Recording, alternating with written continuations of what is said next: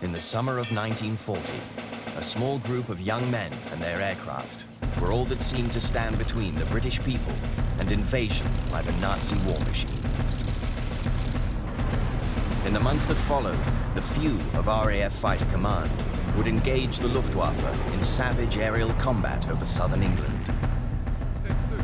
In the summer of 1968, some of those aircraft were in the skies again to help film the classic British feature film, Battle of Britain. Now, using unseen footage from the production, this series will tell the real story of the Battle of Britain. After the defeat of France, Britain knew she would be next, that she would have to fight for her own survival. The Nazi onslaught would fall first upon the outnumbered pilots of RAF Fighter Command.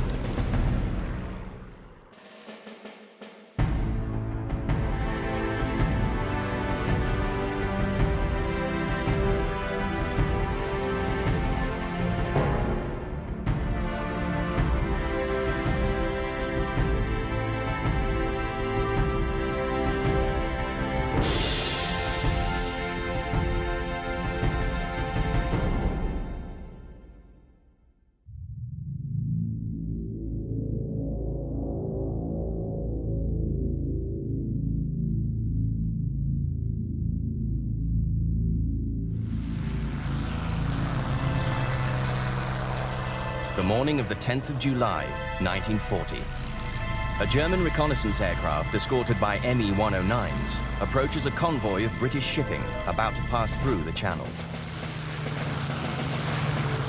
6 Spitfires from 74 Squadron, based at Hornchurch, are scrambled.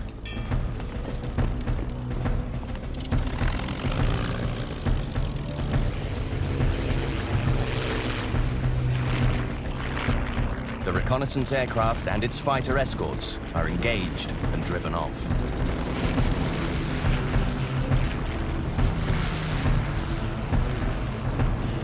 But the Germans are now aware of the convoy's position. They prepare to attack in force.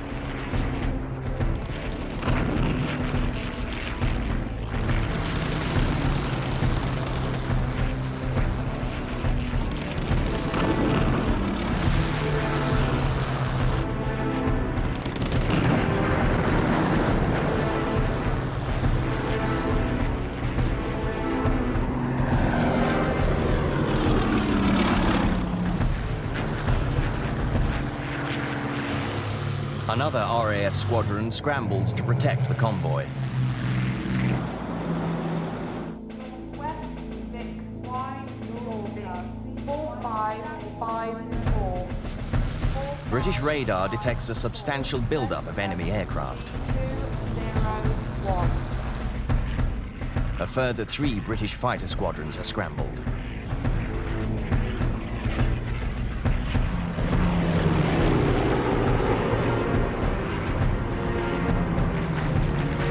At 13:35, the first RAF squadron arrives over the channel and spots the enemy aircraft. Outnumbered 10 to 1, they attack. We were scrambled, and I came out of cloud at 18,000 feet underneath 5109s, and they could see me coming for the last 500 feet of my climb. As I came out of cloud, they hit me from in front and behind at the same time. How they did that without crashing into each other, I do not know. The Battle of Britain had begun.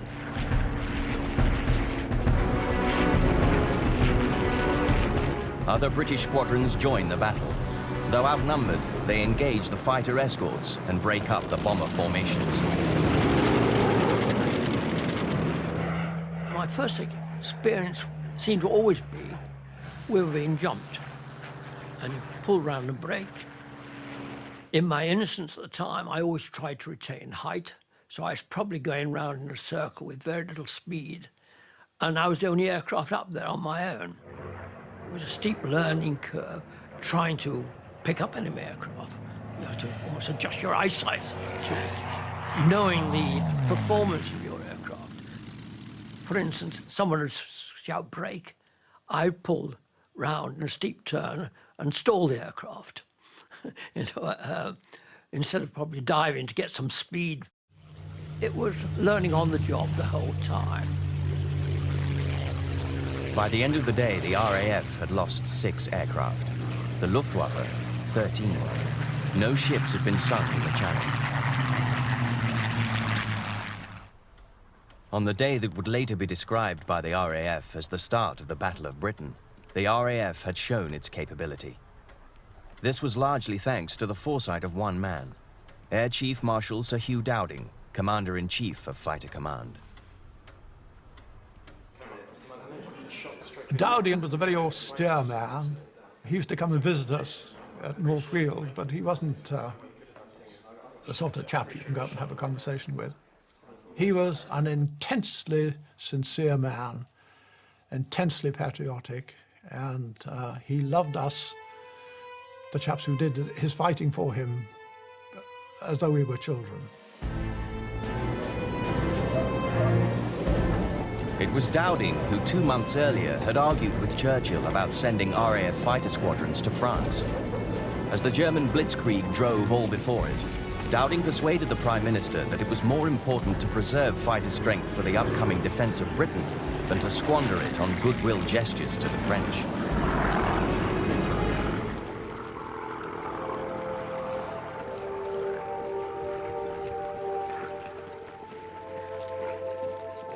As it was, nearly 500 fighters had already been lost in France and Belgium, and over 250 pilots killed.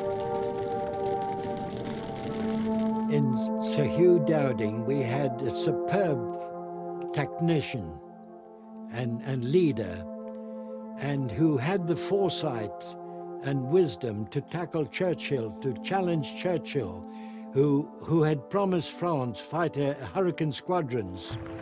And Dowding had the foresight that those Hurricane squadrons had to be preserved for the defense of Britain. During the time of Dunkirk, fighter squadrons were busy protecting our troops, trying to get out of France at Dunkirk. The army, who were on the beaches at the time trying to get out, were slating the RAF fighter command somewhat because they said they never saw any fighters overhead. What they didn't realize, of course, that if we intercepted their bombers over there, it would be too late. They'd be dropping their bombs on them. So we had to intercept them way inland over France before they got to Dunkirk. And a number were destroyed, of course, that way. And they never got to the beaches. And that's why the army got somewhat fraught, because they couldn't see the fighters. It was during the desperate evacuation from Dunkirk that many RAF pilots had their first taste of the speed and intensity of modern air combat. We were about 15,000 feet and flying around, not seeing anything at all. Then, without any warning at all, suddenly the sky was full of Messerschmitt 109s with yellow noses, swastikas and big black crosses on them. And this was very much a moment of truth because we hadn't seen them coming and they just appeared like that. Unfortunately, I was shot up and I managed to get away and escape.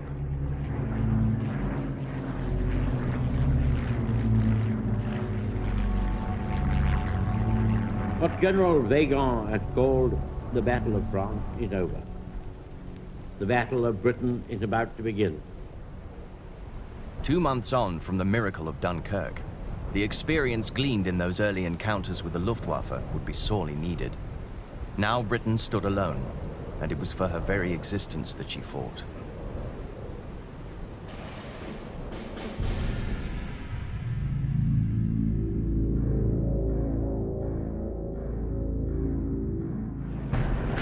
The Luftwaffe continues to harass shipping in the Channel, hoping to draw large numbers of RAF fighters into the air. But Fighter Command refuses the bait, sending only the minimum number of fighters needed to break up and disrupt the enemy attacks.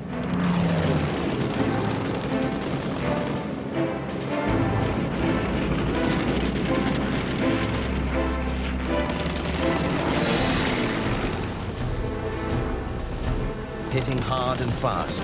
It is a tactic that seems to be succeeding.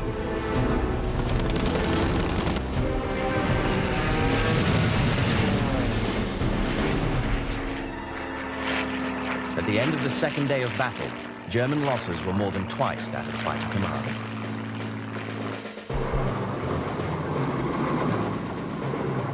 Hitler was perplexed, irritated.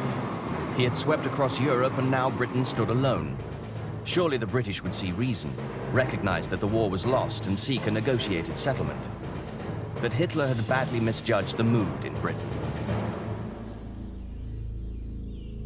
I think the atmosphere about the time of the fall of France was rather strange, in that spirit of no one's going to beat us, filtered through everybody. Every attack they'd made, every battle they'd fought, they'd won. In America and all over the world and that sort of thing, there were people who felt, because of what had happened so far, had felt Germany won't be stopped. They'll get away with this.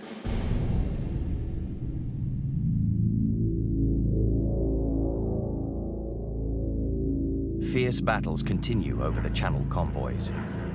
Keith Park, air officer commanding 11 Group, responsible for the air defense of southeast England, husbands his resources. He commits his squadron sparingly, but aims to intercept every raid. On this Sunday, the Luftwaffe lost 2 aircraft, the RAF 4. German seaplanes, clearly marked with a red cross, were rescuing Luftwaffe pilots from the waters of the Channel. On the 14th of July, concerned that these planes were also reporting the movements of convoys through the Channel, British pilots were ordered to shoot them down.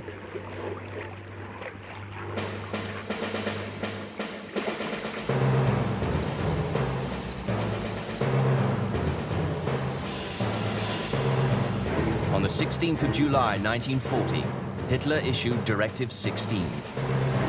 Since England, despite her militarily hopeless situation, still shows no signs of willingness to come to terms, I have decided to prepare a landing operation against England. He made one final appeal to the British, threatening unending suffering and misery unless they make peace with the Third Reich. Churchill had already given the answer. Britain would fight on, if necessary, for years, if necessary, alone.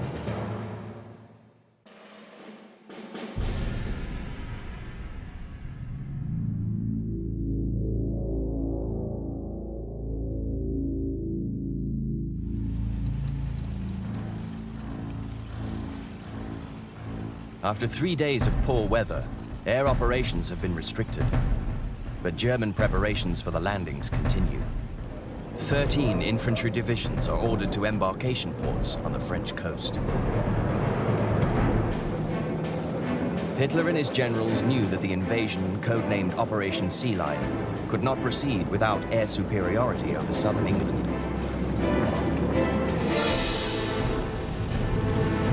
The fight against the British Air Force must have top priority to break the will of the people to resist and force the government to capitulate.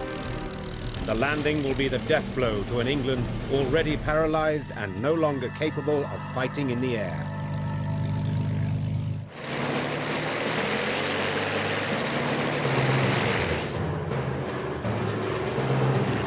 Luftwaffe attacks on Channel convoys and ports continue.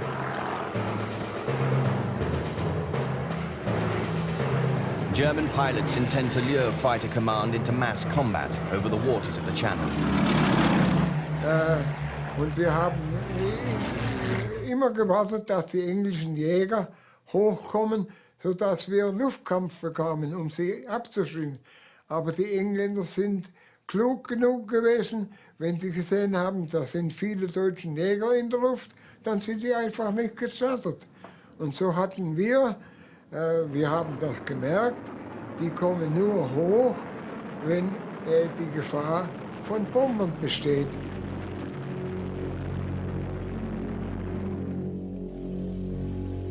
The commander-in-chief of the Luftwaffe was confident of success. Reich Marshal Hermann Göring was ruthless, ambitious, and vain, a man of innate cunning with an addiction to morphine. His forceful personality had driven the expansion of the Luftwaffe in the years leading up to the outbreak of war. He considered the Luftwaffe to be his air force, and he its absolute master. He also believed the Luftwaffe had proved itself invincible. The simple facts seemed to support his vainglorious assumption. The Luftwaffe had 2,700 operational aircraft. The RAF would meet this threat with a mere 750 modern fighter aircraft.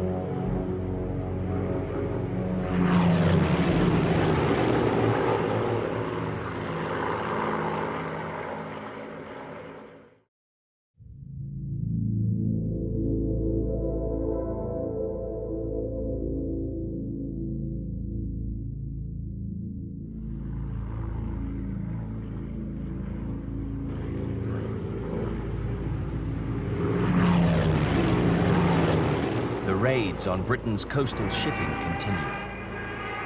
The Straits of Dover become known as Hellfire Corner. German dive bombers, heavily escorted by fighters, strike at an eastbound convoy.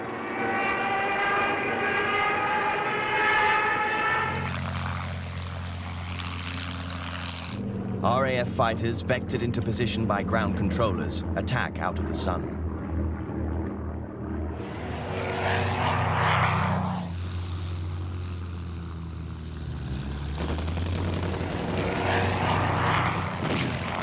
At the day's end, the RAF have lost 3 aircraft to the Luftwaffe's 9. The Luftwaffe pilots were learning to respect their opponents. Es mag Sie überraschen, aber ich war nie ein Feind von Engländern. In dem Moment, wo der Kampf begonnen hat, da war es, denkt man nur an Kampf. Na gut, bis es soweit war, hat man schon Gedanken gehabt, warum musst du eigentlich jetzt gegen den kämpfen, gegen den du gar nicht kämpfen willst an sich. Aber in dem Moment, wo es dann die Schießerei losging, dann war ja alles vergessen. Entweder er bezwingt mich oder ich bezwinge ihn. Eine andere Möglichkeit gibt es nicht. Dann haben wir gedacht, damit Europa komplett wird, müssen wir England, die kapieren das nicht, dass wir Europa brauchen. Wir werden die als letztes jetzt auch noch zwingen und deswegen müssen wir sie besiegen, denn anders lernen die das nicht. With almost 3,000 combat aircraft to hurl against the RAF's stretched resources, Göring remained confident. In his contempt for the RAF, he failed to comprehend that behind the stark figures of aircraft numbers, Britain's shield was far stronger than he imagined. Although the oldest of the RAF senior commanders, Hugh Dowding was well suited to plan and lead the air defense of Great Britain. With his austere and scholarly manner, Dowding seemed to merit the nickname Stuffy, given to him by his pilots. However, he had recognized the important part technology would play in the control of the coming battle.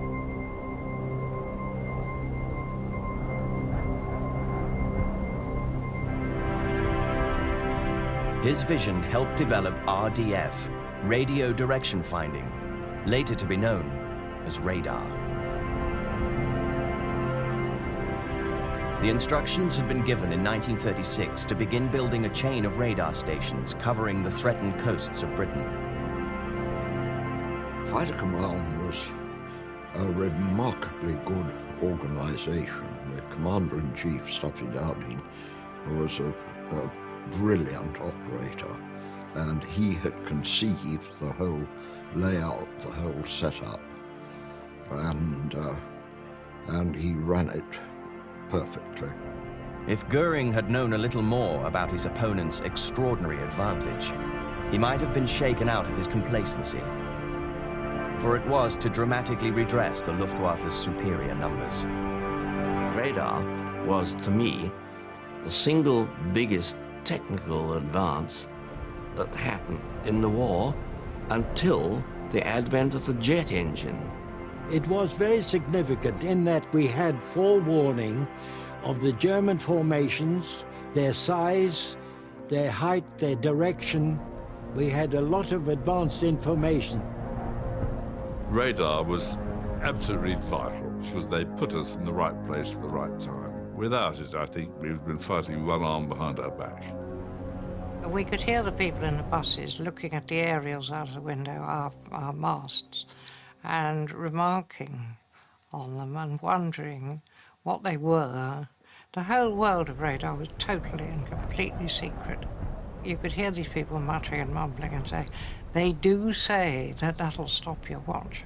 And they do say that if you stand in front of the aerials, you'll be safe for the evening with your girlfriend because it makes you sterile. A lot of my good friends have had very large families since working on radar.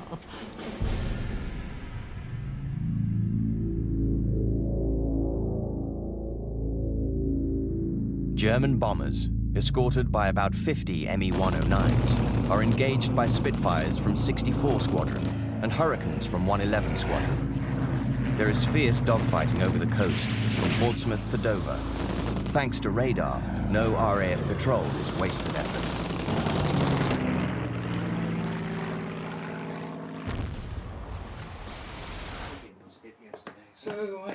Dowding had overseen the creation of a control and reporting system without parallel.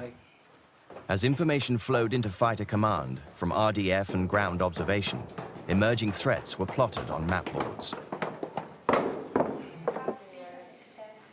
Controllers watched and orchestrated the defense amongst the command groups.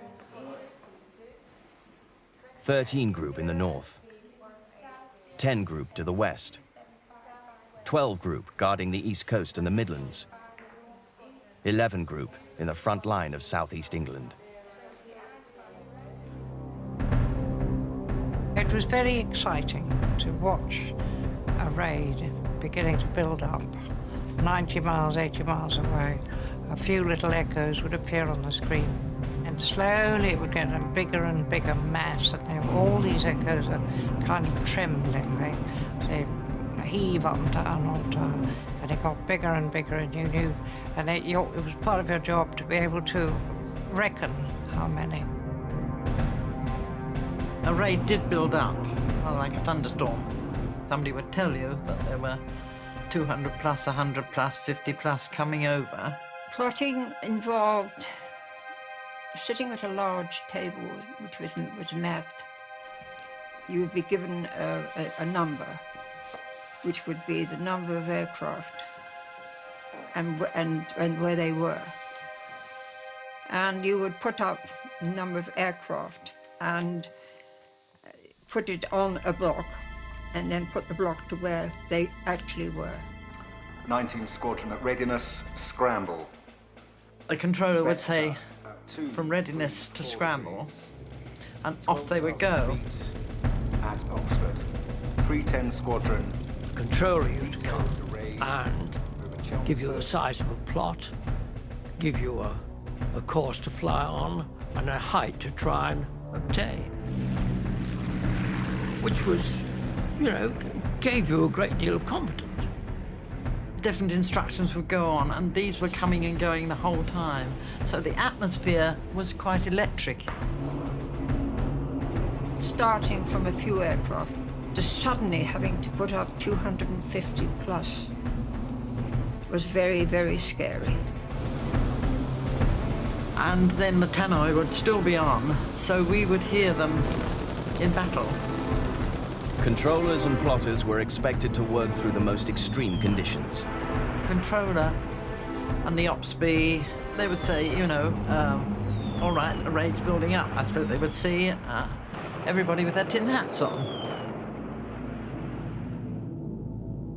There was a complete marrying up of the enemy plot and the fighters. But at least it gave you an idea. It saved you twisting your neck around through 360 degrees all the time. You had a rough idea where to look. But the plotting was a great help. With radar, of course, We could be kept on the ground. The controllers could watch it carefully and then at the right moment press the button and get us up there in the right place at the right time. It soon became obvious to German pilots that something was going on, or else RAF pilots had developed miraculous powers of navigation. Wir teilweise mit den Bomberverbänden zwischen den Wolkenschichten flogen. Also nach oben konnte man nichts sehen, nach unten konnte man nichts sehen. Und plötzlich kamen die Engländer von ganz in bester Position von hinten, in richtiger Position auf uns zugeflogen und haben uns angegriffen. Da wurde uns erstmal bewusst, dass da irgendeine Einrichtung sein muss, die also diese Führungsmöglichkeit ergibt. Und das hat man damals ja noch nicht so gewusst, der Engländer gegeben. As air combat over southern England intensified, radar would prove to be a vital asset to the RAF.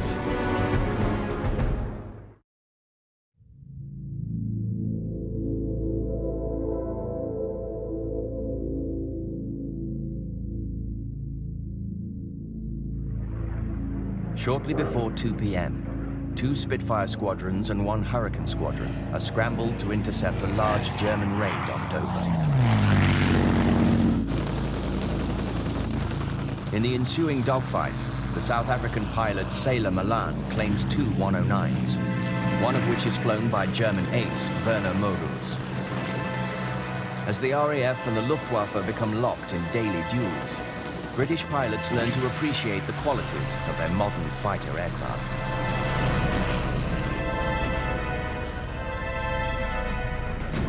One day, a Spitfire landed on the airfield and taxied over to our hangar.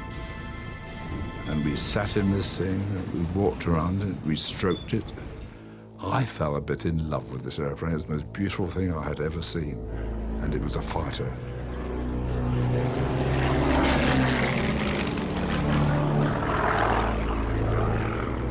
You fall in love with Spitfire the moment you see it. And the moment you fly and enjoy it, you've had it.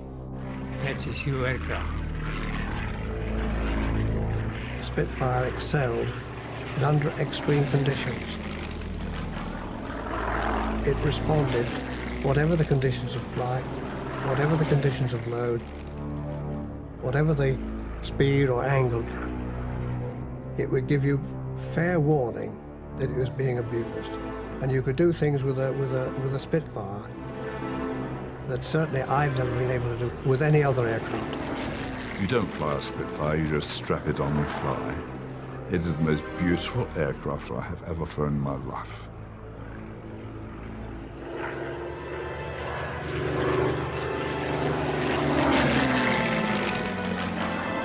You had to be careful on the ground because you had such a narrow undercarriage and it tended to be nose heavy. But once you got the aircraft into the air, it was a wonderful aircraft to fly. The Spitfire had entered service in 1938, only 1 year before the outbreak of war.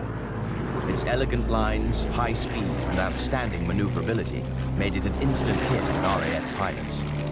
It was a match for the best German aircraft.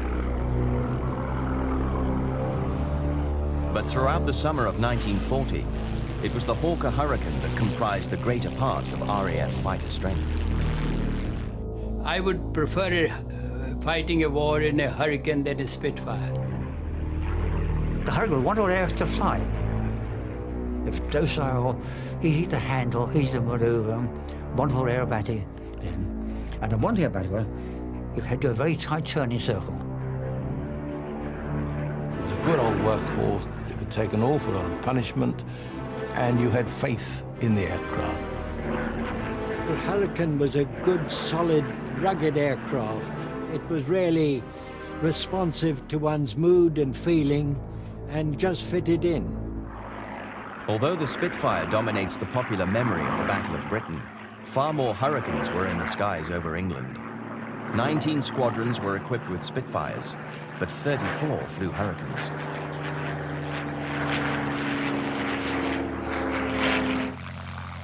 Opposing them was the Me-109, the Luftwaffe's single-engined fighter.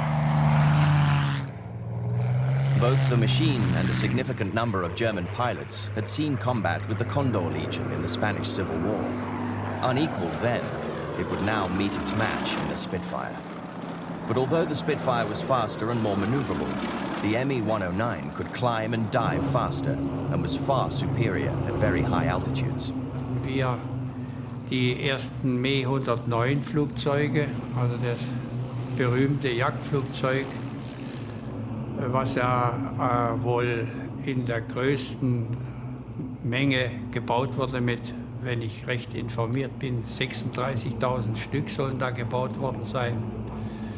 Und die Me-109, die ersten Typen waren also noch relativ leichte Maschinen, die sehr wunderbar geflogen werden konnten, wo es noch Spaß machte mit Kunstflug und solche Sachen, die natürlich auch für einen Piloten. Und da haben wir schon gehört, die Engländer sind erstens mal mutigere Piloten und die haben auch Maschinen, die Hurricane und Spitfire, die sind besser als was ihr bis jetzt als Gegner hatten. Ich dachte sogar, meine Me-109 ist besser und kann mehr als die Maschinen. Aber unsere Hauptsorge, meine Hauptsorge war immer Benzin. Wir hatten ja nur 400 Liter für die Verteidigung und fliegen Sie mal mit wenig Gas im Luftkampf. Wenn wir Vollgas fliegen mussten im Luftkampf, haben wir in der Stunde 360 Liter gebraucht. Das heißt, wir hatten nur etwa 70 Minuten Benzin. Der erste, für uns ein relativer kurzer Kontakt mit der Royal Air Force, hat uns Hochachtung abgefordert, sowohl von der Taktik der Englischen, die Führung von unten, das war gut, zweitens die Taktik in der Luft und drittens die Qualität der Maschinen.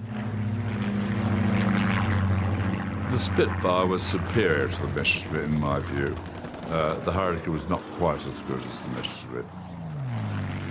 The Hurricane could not cope at altitude against the Messerschmitt, but it could outmaneuver it. The Spitfire, I think, was better than the Messerschmitt. And there's an argument about this with the Messerschmitt pilots, by the way, so it isn't necessarily true what I'm saying, but it is my belief.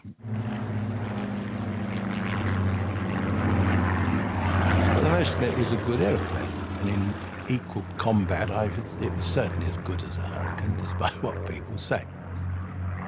Its firepower was better than ours, and their pilots were experienced.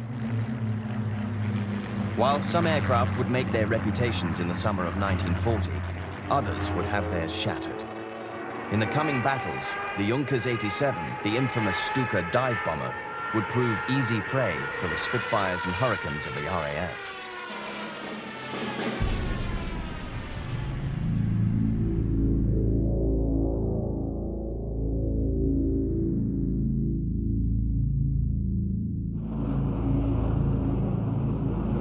The Luftwaffe continues its attacks against coastal targets.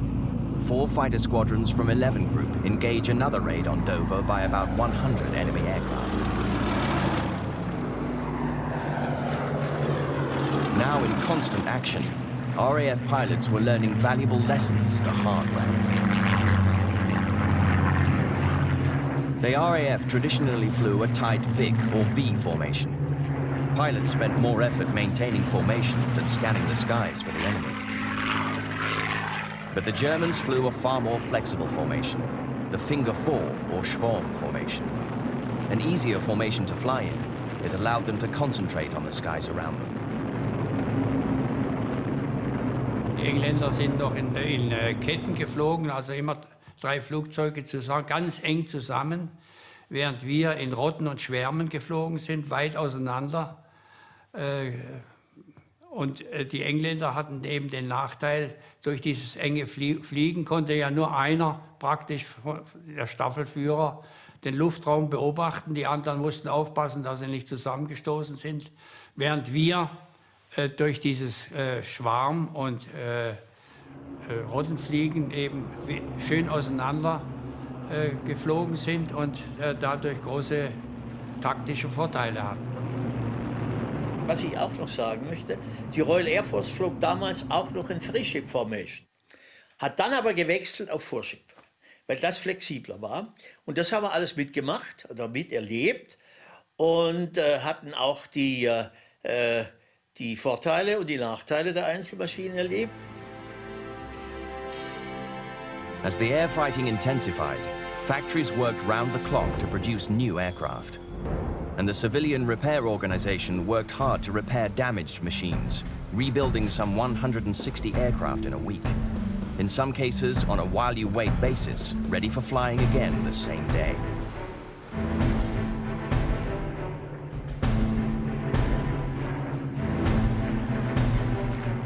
Dowding and Park continued to nurse their fighter strength, making full use of the warning command and control systems to give their squadrons every advantage when intercepting much larger enemy formations.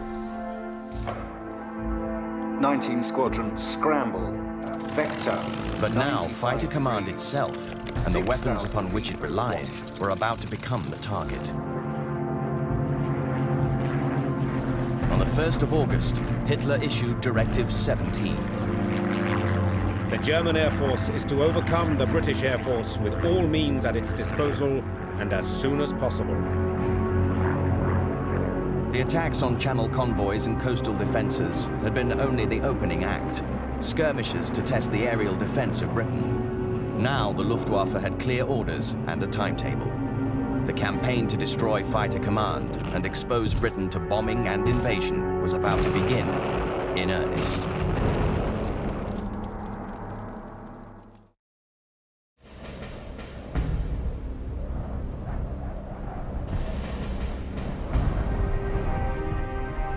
In the summer of 1940, Britain possessed the most advanced and sophisticated air defense system in the world.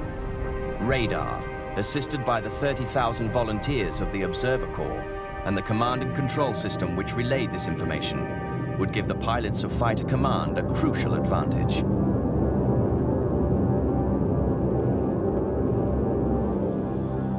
On the ground, experience was being gained in the cauldron of battle.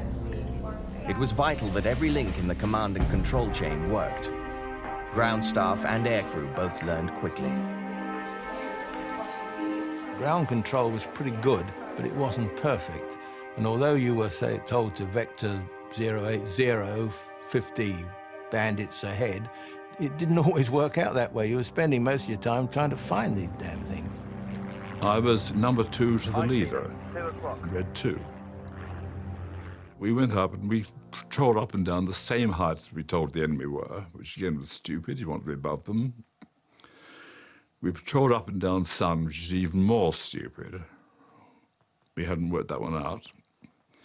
In fact, after one occasion, we turned from down Sun to up Sun to find there's only 9 of us left. We started off with 12. Later, we found that one of the pilots had been shot down, killed.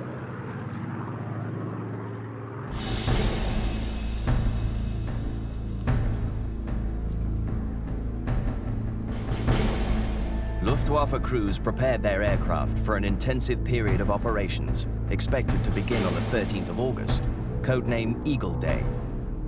To pave the way, Goering had ordered an attack on the radar masts. Finally realizing the role of these tall towers and the buildings clustered around them, but maybe not their crucial importance, it was decided to destroy them, denying the RAF whatever information they had been providing. Stuka dive bombers would be assigned the task of knocking out these modern watchtowers. The Stuka, you know, they were really the biggest menace in the Second World War. They not only dive bombing, but also the noise, which was, it was demoralizing.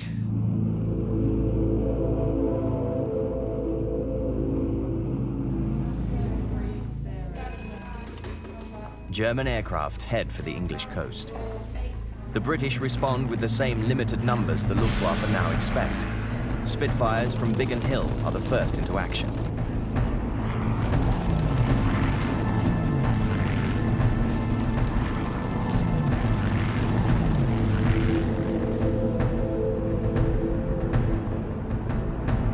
Some of the bombers get through and make their attacks.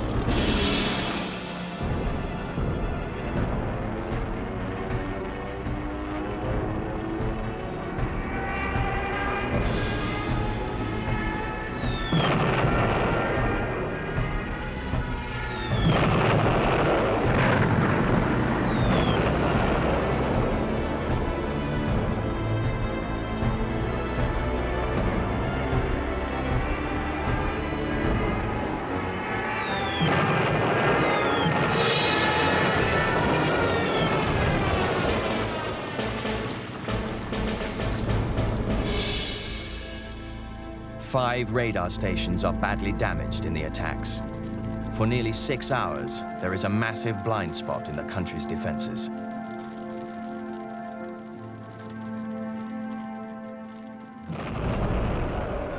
Next, 3 of the RAF's forward airfields come under attack: Lymph, Hawkinge, and Manston.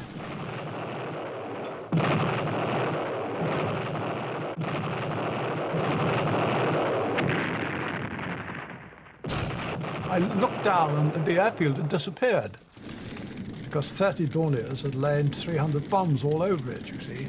And all you could see was an enormous splurge of black smoke and grey smoke and brown smoke. And I remember thinking, those silly blighters, what they've done to our airfield, where am I going to land now? A 3-ton lorry was set down collectors and taken up to the mess to book in, and, you know, halfway up to the mess, the airfield was raided. The hangars were bombed, they were flattened, and I thought, this is quite an exciting sort of time, isn't it?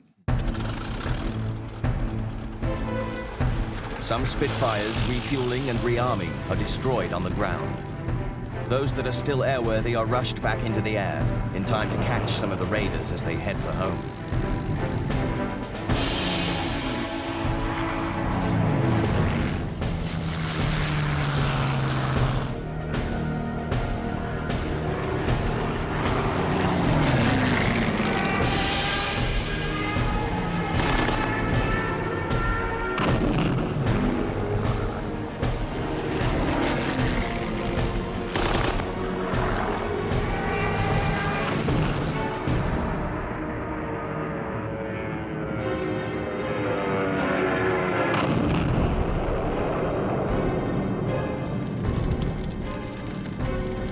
The RAF airfields at Manston and Hawkinge have been particularly hard hit. And eventually we landed, and I remember racing between the bomb holes, so weaving like a dirt track rider between the bomb holes. Nobody was in the least bit upset. I suppose there were 100 holes on the airfield itself, quite apart from all the buildings which had been destroyed, include a lot of 25 Squadron Blenheims.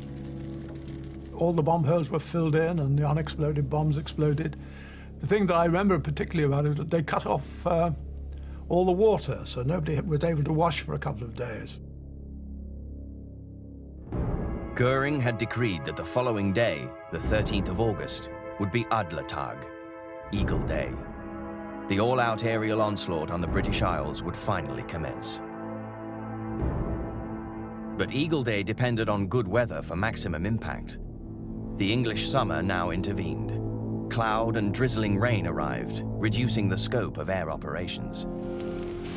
RAF personnel meanwhile worked around the clock, repairing damaged aircraft and filling in cratered runways. Perhaps most importantly, the radar stations were quickly back in service.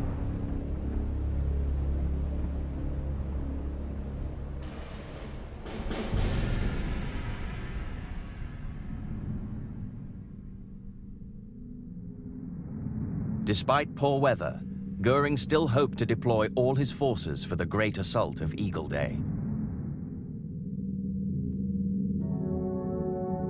The British were ready. But the attacks on the radar stations and airfields had proved just how vulnerable their defenses were to concentrated German attacks.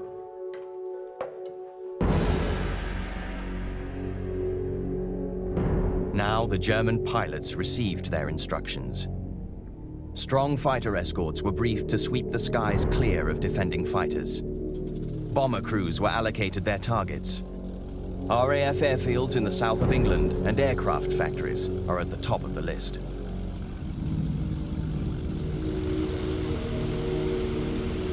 Several hundred German aircraft are expected to be involved in this, the beginning of the air campaign to knock Britain out of the war. From Brittany to Norway, Luftwaffe aerodromes are a hive of activity.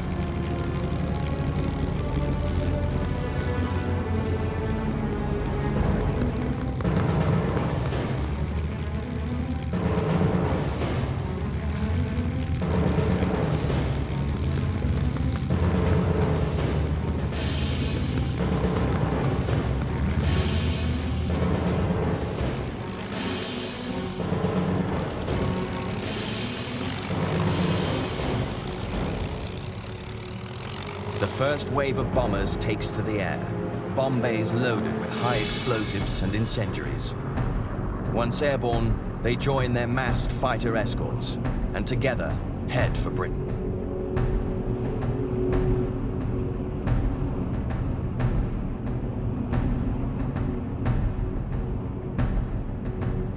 As the defenders rose up to meet the aerial armada, RAF Fighter Command was entering a desperate fight for survival.